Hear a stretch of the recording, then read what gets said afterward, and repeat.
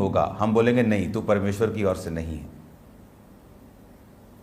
लेकिन इसीलिए परमेश्वर ने यूहन्ना भविष्यद्वक्ता को जीसस क्राइस्ट से पहले यही बातें करने के लिए भेजा, जब वो आकर उन लोगों को बोलता था कि मन फिराओ, चेंज योर माइंड, अपनी सोच को अब बदल लो। बोलते थे सोच को बदल लो। अच्छा, क्यों बदलें सोच को? फिर सोचते हैं कि ये कौन है, क्या ये प्रभु की ओर से है? फिर वो यशाया भविष्यद्वक्ता की पुस्तक में पढ़ते थे कि हां, प्रभु के वचन में लिखा तो है कि जंगल में एक पुकारने वाले का शब्द हो रहा है कि प्रभु का मार्ग तैयार करो और उसकी सड़कें सीधी करो। तब वो बिलीव करते थे कि हां, क्योंकि वचन में ये लिखा है कि एक जंगल में पुकारने वाला आएगा कि प्रभु का मार्ग तैयार करो। क्योंकि वो यूहन्ना उनसे कहता था कि मैं प्रभु नहीं हूं, मैं उसके आगे भेजा गया हूं,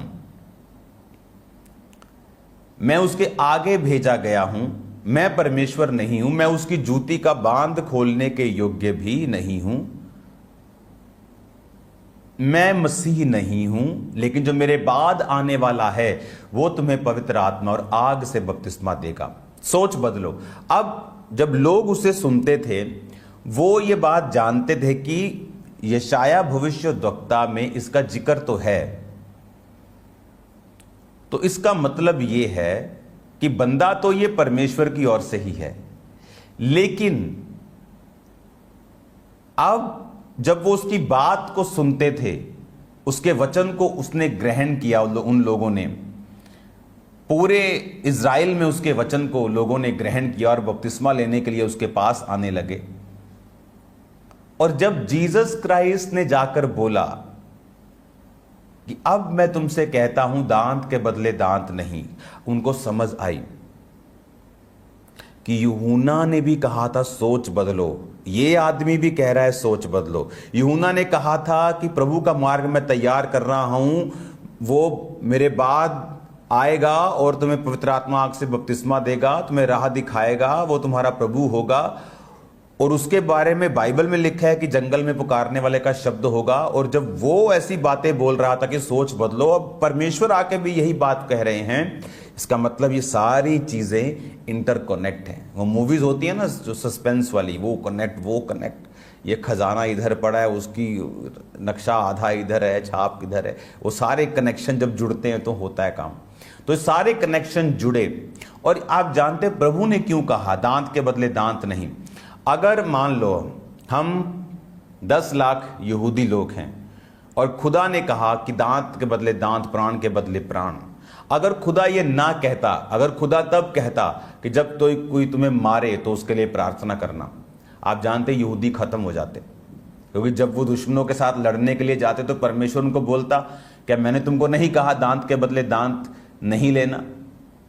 तो अगर परमेश्वर ही उनके साथ नहीं, उन्होंने प्रभु के वचन को नहीं माना, तो जब लड़ेंगे तो प्रभु उनके साथ नहीं होगा, तो वो हार जाते। हारते मतलब मर जाते। अगर वो मर जाते तो जीसस क्राइस्ट कहां से आते? आज 800 करोड़ दुनिया में अगर आप गूगल सर्च करेंगे तो 2 करोड़ 60 लाख लोग वो बताएंगे कि क्रिश्चियन हैं। और ये गिनती बिल्कुल एक डफर गिनती है। मैं आपको बताता हूं कैसे। उसमें इंडिया के सिर्फ 3-4 करोड़ लोगों को वो क्रिश्चियन समझते हैं, लेकिन इंडिया के अकेले आंध्र प्रदेश में ही 3-4 करोड़ क्रिश्चियंस हैं। अभी तो मैंने तमिलनाडु, कर्नाटका, केरला, मणिपुर, ये सारे देशों का, पंजाब का, झारखंड का, अभी तो मैंने नाम तक नहीं लिया। चाइना में, यूएसए से ज्यादा क्रिश्चियन होंगे 2030 तक। तो पूरे वर्ल्ड में 400 करोड़ से अधिक क्रिश्चियंस हैं। ये कभी भी बचते नहीं अगर जीसस क्राइस्ट नहीं आते। जीसस क्राइस्ट नहीं आते अगर परमेश्वर उनको ना बोलते दांत के बदले दांत, प्राण के बदले प्राण। तो जब यीशु मसीह के आने तक व्यवस्था ने उनकी रक्षा की, लेकिन यह मास्टर प्लान नहीं था। जब जीसस क्राइस्ट आ गए तो यहोवा ने कहा अब प्राण के बदले प्राण नहीं, क्योंकि जिसको मैं बचा रहा था तुम्हारे बचने के लिए और इस जगत के करोड़ों खरबों लोगों के बचने के लिए, वो दुनिया में आ चुका है। अब जीसस ने कहा सोच बदलो। उन्होंने कहा हाँ, यूहन्ना ने भी कहा था मन फिराओ, सोच को, चेंज योर माइंड, सोच को अब बदल लो, क्योंकि यीशु ने कहा अब मैं आ गया हूं, हालेलुया, अब मैं आ गया हूं, अब कोई दांत के बदले दांत नहीं। अब मैं तुमसे कहता हूं कि शत्रुओं से, बैरियों से प्रेम करो, अपने सताने वालों के लिए प्रार्थना करो, क्योंकि अब यीशु मसीह आ चुके हैं। हमारा राज इस दुनिया का नहीं है। हम तलवारें उठा के लड़ने के लिए नहीं नया जन्म हमने पाया है, हमने प्रार्थना करने के लिए, बैरियों जो सताते हैं उनके लिए प्रेयर्स करने के लिए परमेश्वर से नया जन्म पाया है। और इसीलिए यूहन्ना क्या कह रहा था कि सोच को बदलो। जब उन्होंने देखा यूहन्ना खुदा की ओर से खड़ा है, तो जब जीसस क्राइस्ट आए वो भी सेम बातें बोलने लगे। आपको पता है कि जीसस क्राइस्ट जब उन्होंने प्रीच करना शुरू किया, जब उन्होंने लोगों को बताना शुरू किया, तो सेम वचन से किया, मन फिराओ, सोच बदलो। तो उन लोगों ने सुना हुआ था यूहन्ना के मुंह से, मन, सोच, चेंज योर माइंड, मसीह आने वाला है। और मसीह आके कहता है चेंज योर माइंड, मन फिराओ, सोच बदल लो। तो उनको मालूम था कि यह परमेश्वर की ओर से है, क्योंकि वो लोग व्यवस्था पर पूरे हुए बिना कोई भी काम नहीं करते थे। इसलिए बहुतों लोगों ने ठोकर खाई जीसस क्राइस्ट के बारे में, क्योंकि बाइबल कहती थी नासरत से कोई भविष्यद्वक्ता प्रकट नहीं होगा। और जब वो देखते कि वो यीशु नासरी है, यानी नासरत से निकला है, तो कहते थे कि नहीं, ये भविष्यद्वक्ता नहीं है। जबकि उनको ये मालूम नहीं था कि वो नासरत से नहीं निकला, वो बैतलहम से निकला है, जिसकी भविष्यवाणी हुई थी, ये बैतलहम तुझ में से अधिपति निकलेगा। पर परमेश्वर ने उसे राजा से बचाने के लिए मिस्र में भेजा, मिस्र से उसको बुलाया, बुलाकर उसे नासरत भेजा। पर वो नासरत का नहीं था, पर नासरी कहलाया, क्योंकि वहां उसका पालन पोषण हुआ था। तो वो लोग व्यवस्था को बड़े ध्यान से कंप्लीट करने वाले लोग थे, पूरा करने वाले लोग थे। तो जब व्यवस्था के मुताबिक उन्होंने यूहन्ना को देखा, व्यवस्था के मुताबिक उन्होंने जीसस को देखा, तब उन्होंने उसके वचनों के ऊपर यकीन किया। जो लोग परमेश्वर के काम को बिजनेस बना के बैठे थे, उन्होंने जीसस क्राइस्ट को एक्सेप्ट नहीं किया। वो जो कमीशन खोरियां करते थे, चोरियां करते थे परमेश्वर के भवन से, वो जीसस क्राइस्ट से नफरत करते थे। जिनका धंधा था, बिजनेस था परमेश्वर, वो जीसस क्राइस्ट को नहीं बिलीव करते थे, क्योंकि उनको लगता था कि ये व्यक्ति हमारी पोजीशन को ख़त्म कर देगा। इसलिए आज आत्मिक लोगों का विरोध होता है, क्योंकि लोगों को लगता है, पॉलिटिशियंस को लगता है कि ये हमारी जगह ले लेगा, जबकि उनके मन में ऐसा कुछ नहीं। वो खुदा का काम करने के लिए आए और करेंगे यीशु मसीह के नाम में। मैं आपको ब्लेस्ड घोषित करता हूँ। मेरा बिलीव है कि आप, अभी तो 3 आयतें हुई थी, इसको हम कंटिन्यू जारी रखेंगे। तो मेरा बिलीव है आप सेम नहीं है यीशु मसीह के नाम में। जो वचन आप सुन रहे हैं, आपके हृदय रूपी पट्टियों पर लिखा जा रहा है। आपको जीसस क्राइस्ट की नॉलेज जो हो रही है, मैं बहुत आनंद, ये काम मेहनत वाला है, मैं जानता हूँ, लेकिन मैं ये बात जानता हूँ कि ये मेहनत आपकी लाइफ में रंग लेके आ रही है, आपको लाइफ में आपको ब्लेस कर रही है। God bless you all. मेरा बिलीव है कि आप परमेश्वर के वचन पर यकीन रखते हुए आगे बढ़ेंगे और परमेश्वर आपको ब्लेस करेंगे। आज शाम को प्रार्थना पहाड़ में शामिल होना नहीं भूलना। Amazing prayer mountain, amazing amazing. अभी वॉलंटियर्स, ब्रांच के वॉलंटियर्स वहाँ पे आ रहे हैं। जल्दी वहाँ पर पार्टनर्स होंगे और वो लोग होंगे जिन्होंने इवेंजलिज्म किया है चर्च में रह के, अपने दिन प्रभु को दिए हैं, फिर उनका नंबर आएगा।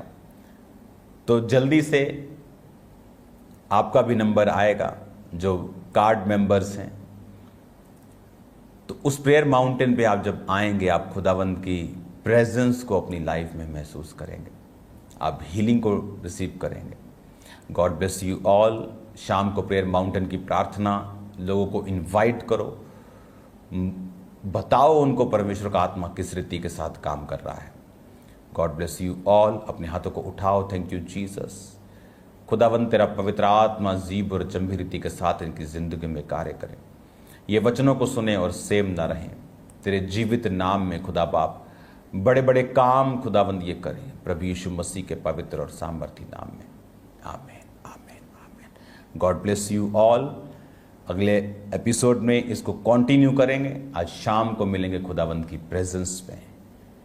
आप आशीषित हैं यीशु के नाम में। हम किसी भी चीज को क्या कर रहे हैं, और हर एक विश्वासी जब प्रभु में आता है ना, तो प्रभु को परखता है, हर चीज में टेस्ट करता है। हम किसी नए व्यक्ति को प्रभु के बारे में बताते हैं तो वो एकदम से विश्वास नहीं करेगा। वो हमारे जीवन को देखेगा, आपके जीवन को देखेगा, आपकी प्रार्थनाओं को सुनेगा, ये कैसे प्रार्थना कर रहे हैं, ये किस विषय के लिए प्रार्थना कर रहे हैं। फिर वो बार बार अपने काम पे सोचा कि यार मेरे भी साथ ऐसा हो सकता है क्या मेरे जीवन में भी बात हो सकती है, मेरे जीवन में भी ये जो समस्या है हट सकती है। तो बार बार वो क्या है, अविश्वास में जाएगा, बार बार वो संदेह करेगा, पर वो कोशिश करेगा कि जो प्रार्थना ये कर रहे हैं वो सच में पूरी हो रही है कि नहीं हो रही है। वो वेट करेगा। अगर आप कोई सब्जेक्ट के लिए उसके सामने प्रार्थना कर रहे हो तो वो पूरा वेट करेगा कब ऐसा होगा, क्या सच में होगा या नहीं होगा। पर जब आपकी प्रार्थना परमेश्वर पूरी करेगा और उस व्यक्ति के आंखों के सामने करेगा, तब वो व्यक्ति विश्वास करेगा कि हाँ प्रभु, इनका प्रभु सच्चा है, जो असंभव था वो संभव हुआ है। पर जब तक उस प्रैक्टिकल को वो नहीं कर ले, आपके सामने मतलब वो होता हुआ नहीं देख ले, तब तक वो व्यक्ति विश्वास नहीं करेगा। दूसरा, जब आपके जीवन में उसने देख लिया, अब वो फिर आजमाया कि अब वो मेरे जीवन में प्रभु, उनका जो प्रभु है वो मेरे जीवन में काम करता है कि नहीं। तो वो अपने आप को भी चेक करेगा, अगर प्रभु को चेक करेगा अपने जीवन में, तो वो कोई ना कोई सब्जेक्ट को लेगा और उसके लिए आपसे प्रार्थना कराएगा, और वो खुद भी प्रार्थना करने का बोलेगा। वो प्रार्थना कर लेगा पर संदेह करेगा, प्रार्थना कर लेगा पर संदेह करेगा। पर आप संदेह नहीं करोगे, आप विश्वास करोगे। आप संदेह करोगे क्या? नहीं। नए व्यक्ति ने तो प्रार्थना कराई कि जैसे हो सकता है कि उसका कोई बीमारी है, फुंसी हो गई, ठीक नहीं हो रही, बहुत समय से पस बने आ रहा, उसने प्रार्थना कराई। अब वो तो परेशान है उसी समस्या से, पर अगर आपको उस पर पूरा विश्वास है, उस प्रभु पर, कि इसके जीवन में भी काम होगा, तो वो आपके विश्वास के द्वारा वो चंगा हो जाएगा। और जब वो आपके विश्वास के द्वारा वो व्यक्ति चंगा होगा, तो कहीं ना कहीं उसके अंदर भी एक छोटा सा विश्वास आएगा कि हाँ, इनकी प्रार्थनाओं के द्वारा प्रभु ने मुझे चंगा करा। फिर वो आपको नहीं बता कि तीसरी बार खुद से वो कोई ना कोई सब्जेक्ट लेके परमेश्वर से प्रार्थना करेगा, और जब तीसरी बार परमेश्वर उसकी सुनकर और वो काम को पूरा कर देगा, तब वो आपको आके गवाही देगा कि हाँ, यीशु सच्चा है। अब क्या होगा, तीसरी बार के बाद में चौथी बार वो अंधा विश्वास करेगा। अब वो चौथे को बोलेगा, क्या समस्या तेरे जीवन में, चल मेरे को बता, नोट डाउन करेगा। अब वो प्रार्थना करेगा, ईश्वर से काम होगा। अब वो इतने विश्वास के साथ लोगों को बताएगा कि प्रभु यीशु जो है चंगा करने वाला है, प्रभु यीशु बचाने वाला है, प्रभु यीशु ने मेरी प्रार्थना सुनी, मेरी बीमारी को चंगा करे, वो आपको भी ठीक करेगा। और वही विश्वास जीवन भर अगर वो बना के रखता है, तो वो एक सच्चा विश्वासी है। Hallelujah, hallelujah. पर क्या होता है, जैसे जैसे प्रभु हमारी सुनने जाता है, सुनते जाता है, हम लोग धीरे धीरे आदी हो जाते हैं। हमने प्रार्थना करी, 1-2 दिन में जवाब आ जाएगा, हम लोग आदी हो जाते हैं। फिर हम उस प्रकार का जो प्रेम है ना प्रभु से, वो नहीं रखते। हम लोगों को अपनी गवाही बताना बंद कर देते हैं, हम लोगों के लिए प्रार्थना करना बंद कर देते हैं, हम लोगों को कहीं ना कहीं इंकरेज करना बंद कर देते हैं, हम खुद भी इंकरेज करना बंद हो जाते हैं। तो अब क्या हुआ है, तो हमारा विश्वास है ना ठंडा हो गया। अभी तक हम भरपूर विश्वास के साथ सब चीजों को कर रहे थे, ये अरे स्पाइडरमैन की शक्ति क्या है, वो ऐसे हाथ करेगा और जाला निकल जाएगा और वो चक्की कहीं भी चल जाएगा, ये उसकी शक्ति है। परमेश्वर ने आपको भी एक शक्ति दी है कि आप प्रार्थना करोगे और परमेश्वर उसको कर देगा। तो हम अपनी शक्ति को क्यों खोएं, हम लोग अपनी शक्ति को क्यों खोएं। हमें आज भी उस परमेश्वर को वही पहला सा विश्वास, जब हमने पहली बार प्रभु को पाया था, और परमेश्वर ने जब हमारी तीसरी टेस्टिंग में जब हमने प्रभु को पखरा पाया और हमारे जीवन में परमेश्वर ने काम करा, उसी विश्वास को हमेशा बनाए रखने की आवश्यकता है। Hallelujah, hallelujah. समझ में आ रहा है? यस। नींद तो नहीं आ रही किसी? आ रहा नींद आ रही तो जय मसीह। Hallelujah, hallelujah. तो हम एक वचन पढ़ेंगे, और उस वचन में एक अंधा व्यक्ति है जिसने प्रभु को इतने शोरगुल में, इतने लोगों की भीड़ में, जब उसको देख नहीं सकता है प्रभु को, तब भी उसने प्रभु को पुकारा, और उस पुकार में परमेश्वर ने उसको चंगा दी। ठीक है, ये था अंधा बर्तिमाई। और उसके विषय में लिखा है मरकुस उसका 10वां अध्याय उसके 46 पद में हम देख सकते हैं। सब निकालने पहले फिर हम इसको पढ़ेंगे। मरकुस 10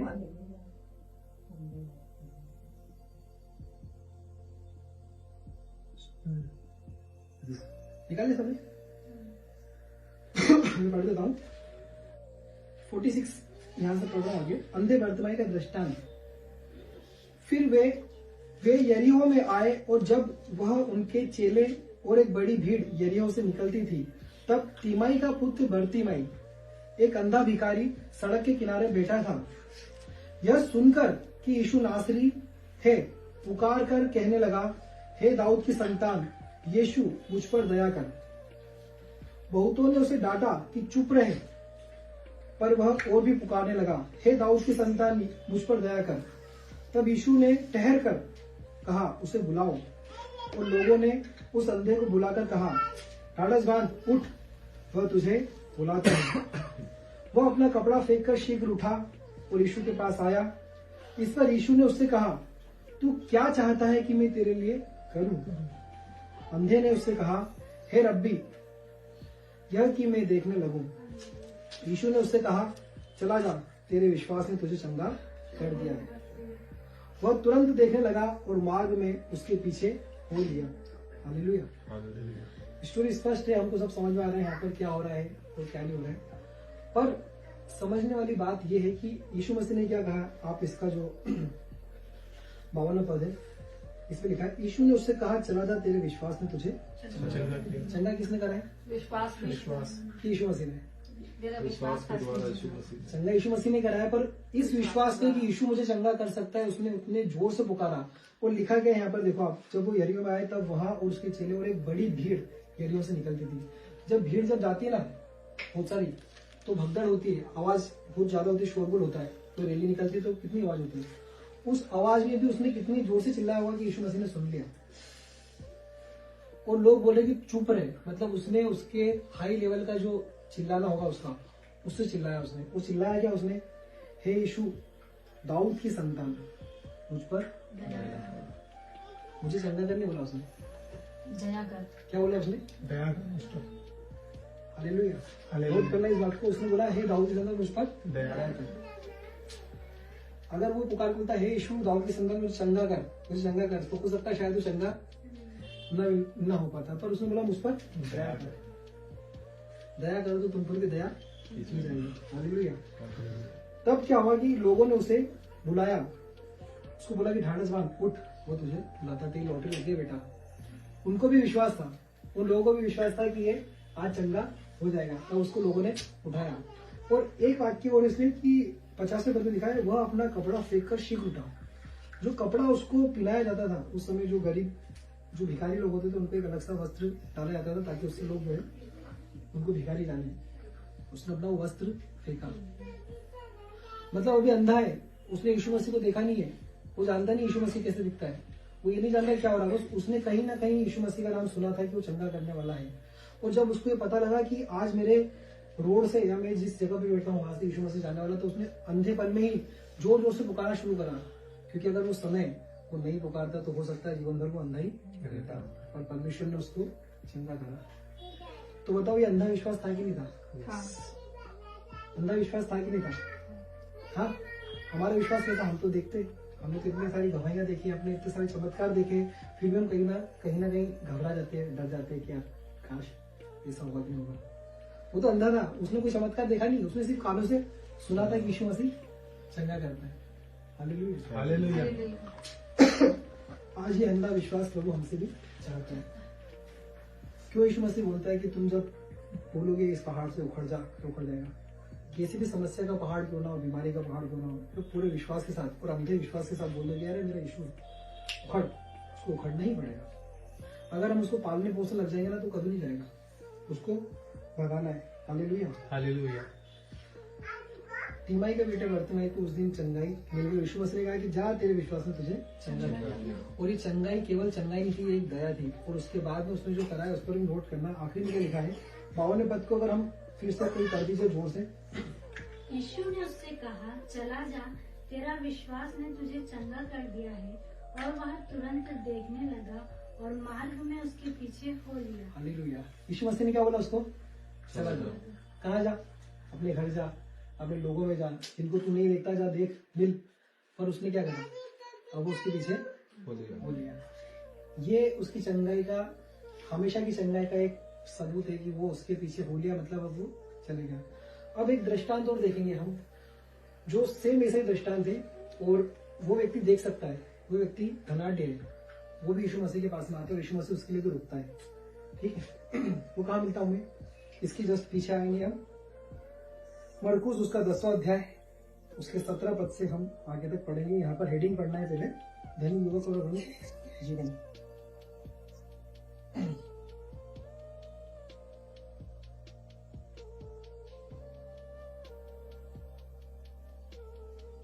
पढ़ेंगे मरकुस 10 उसका 17। जब वह वहां से निकलकर मार्ग में जा रहा था तो एक मनुष्य उसके पास दौड़ता हुआ आया और उसके आगे घुटने टेक कर उससे पूछा, हे उत्तम गुरु, अनंत जीवन का अधिकारी होने के लिए मैं क्या करूं?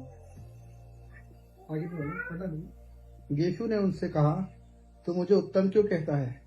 कोई उत्तम नहीं, केवल एक, अर्थात परमेश्वर। तू आज्ञाओं को तो जानता है, हत्या न करना, व्यभिचार न करना, चोरी न करना, झूठी गवाही न देना, छल न करना, अपने पिता और अपनी माता का आदर करना। उसने उनसे कहा, हे गुरु, इन सबको मैं लड़कपन से मानता आया हूँ।